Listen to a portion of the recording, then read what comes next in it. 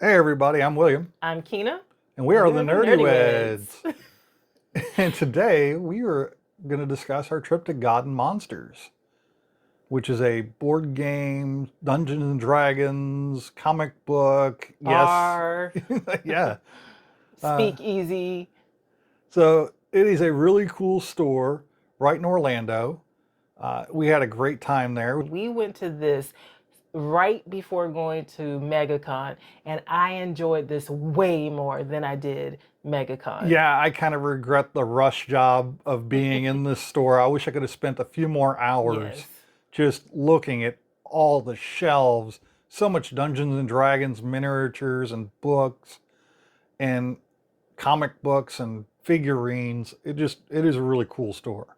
Yeah, they had all of this different Dungeons and Dragons and RPG things that you were like a kid in a candy store. Yeah. There were so many things that you wanted to buy, and so many things I wanted to buy too.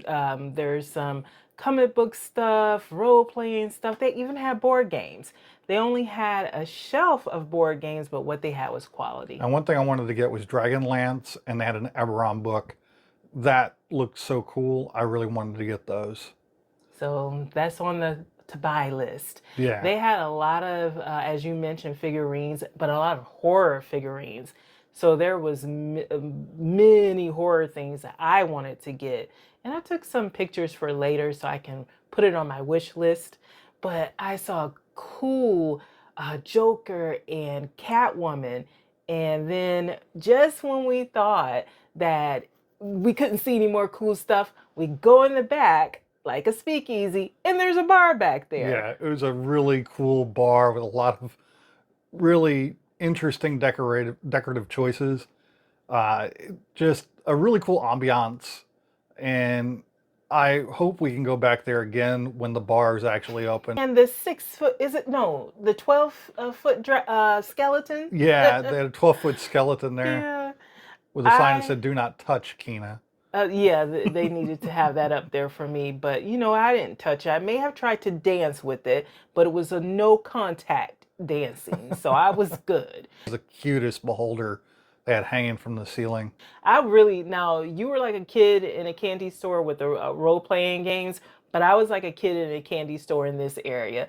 I don't know what it is about this area, maybe because it was like dark and stormy like me, that I really enjoyed it. I had a good time. Yeah, there's some cyberpunk, steampunk, fantasy, just a bunch of different elements. And they had, what was it, Super Nintendos there for you to play. Oh And yeah. that was cool. And then like the arcade games as well.